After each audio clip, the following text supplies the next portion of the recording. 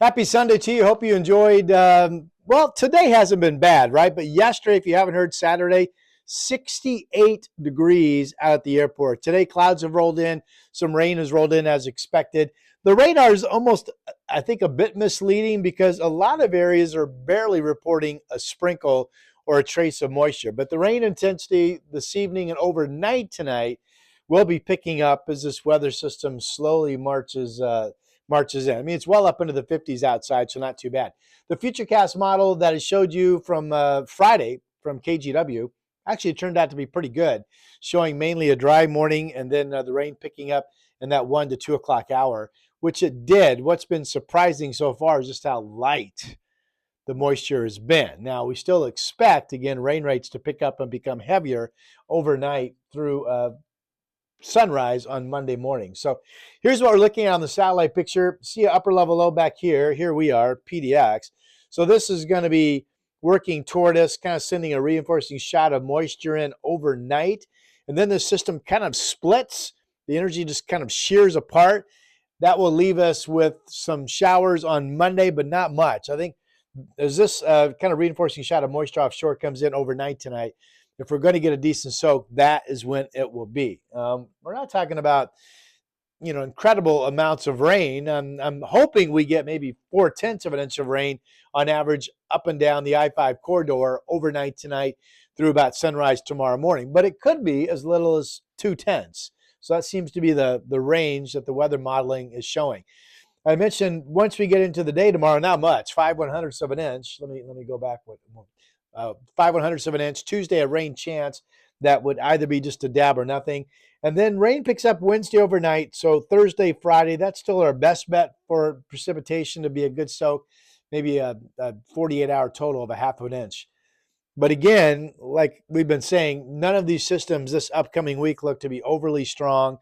No storminess and really no big headlines other than it's, spring and we're getting some moisture. Don't forget the vernal equinox, by the way, the kickoff of spring, 2:24 local time tomorrow afternoon, Monday afternoon. Okay, so with the moisture forecast, what is the snow doing? Well, we were 5,000 feet this morning, snow level going into tomorrow, 3,000 feet. And the snow level could be a little higher, a little lower at times, but on average, 3,000 feet Monday, Tuesday, Wednesday. And then that stronger, colder system comes in on Thursday. So here we go, Thursday. Now we're down to 2,000 feet. Here we go, Friday. Now we're down to 1,500. And maybe Friday, especially in the morning hours, or Friday night, we could see some sticking snow reports at least down to 1,200 feet. That starts to impact some of the higher hills around town and maybe closer to 1,000. So there's definitely some colder weather coming in. It looks like the back half of this week into the first part of the weekend. Okay, so that's what's going on. The big headline is the updated outlooks from the National Weather Service that bite hard on us getting back to a much below normal temperature pattern. So here we go. This is the National Weather Service 6 to 10 day outlook. So this jumps past this coming week and goes to March 25, March 29. See the dark blue just blanketing the west? I mean, the bullseye of bullseyes is the one right over Reno, Nevada. But the dark color blue is all over Oregon and up into much of Washington. So if you read the legend here, this is the Weather Service saying, hey, our forecasters have a 100% confidence level that the March 25th through the 29th is going to be not just cold, but much below normal for the Northwest. I think there could be some days here where the mean temperature average gets back to that 8, 9, 10, or at least 8 degree below normal range. Certainly, we expect to have a lot of days where it's going to be about, averaging 5 degrees below normal. And then their next outlook, the 18 to 14 day out one, March 27th to April 2nd, basically shows the same thing. Not as dark a blue, but still blanketing the west, for the most part, blanketing Oregon. If you look here, 70% confidence of cold.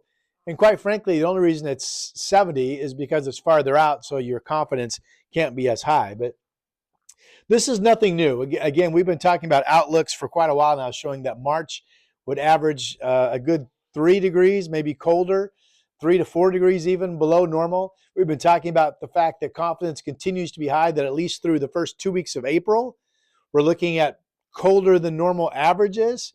And then maybe a little warm up the back half of April. And the May outlooks, by the way, still look like we get to normal and maybe even a warmer than normal May. But just growing confidence that the outlooks just continue to show that this little 60-degree flirtation we had is going to be kind of the outlier, that we're going to get back into a number of days with colder than normal weather. Here's just a punctuation to that point. I've grabbed 2 days off of the European model, the upper level charts. This is March 28th, 534 millibar height for our area. Again, this thicker blue line is the 540 height. So when you're north of that, you're in the north of the main polar jet flow, meaning you're in the area of the coldest air kind of seeping down from Canada. This would be a pretty good precipitation maker with the low off of the Oregon-California coast. And temperatures having a chance. In fact, I just did some outlook work of averaging for several days here, about 6, 7, 8 degrees below normal. That's high and low. The high temperatures themselves would be about 10 degrees colder than normal. So instead of being around 60, we would be, let me get back in here, battling to get up to 50 for high. So that's really chilly, right, for this time of the year. How about April 13th? Not as cold, a 550 millibar height, but still fairly low, deep, low pressure systems offshore, an active rain pattern, and a pattern that if precipitates are heavy enough, rain, we would again be maybe 8, 9, 10 degrees colder than normal for the high temperatures. So again, this just kind of doubles down on those outlooks that the National Weather Service has just put out this weekend. Okay. Let's get you to some forecast information. So remember, we're expecting the precipitation rates to pick up overnight tonight into early Monday morning. So snow levels are fairly high, but certainly above 4,000 feet. We could be, if the rates pick up enough, we could get 8 inches of snow up in the Cascades. It would at least be, I think, 3, 4 inches at the resorts. 27 to 32 tomorrow. The snow levels hold about 3,000 feet. If you're going up there traveling Tuesday, not much moisture. Wednesday looks dry. Wednesday night, Thursday, Friday, we pick back up. And again, on Friday, here's that snow level getting back down to about 1,500 feet. And then the colder temperatures in the 20s. So Thursday afternoon, Friday, that's cold enough with enough snow that ODOT would have difficulty keeping the snow off the mountain passes. That would be slow travel. If you're going to be going up there tomorrow morning, make sure you check conditions. I would expect there to be some snow over at least the higher passes. It looks like the snow level really ought to be down to 3,000 feet by early morning. So we'll keep an eye on that. Here's Portland's 7-day forecast.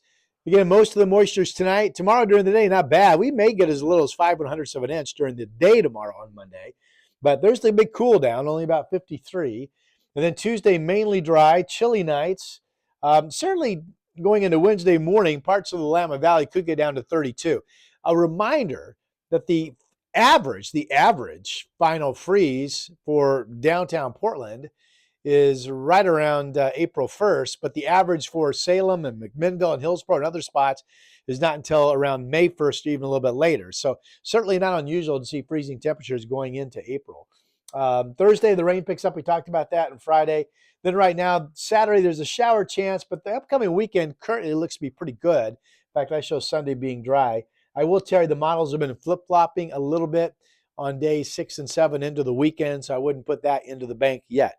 Anyway, the big story, minus the fact we have rain picking up overnight tonight, is the doubling down on everything aligning that despite the 3 days in a row of 60-degree temperatures, that we're going to get back into seeing a number of days where at least the high temperatures are anywhere from 5 to 8 and at times maybe even 10 degrees colder than normal, okay? So we're not quite there yet in terms of breaking out of the cold and getting into just some classic warm spring weather.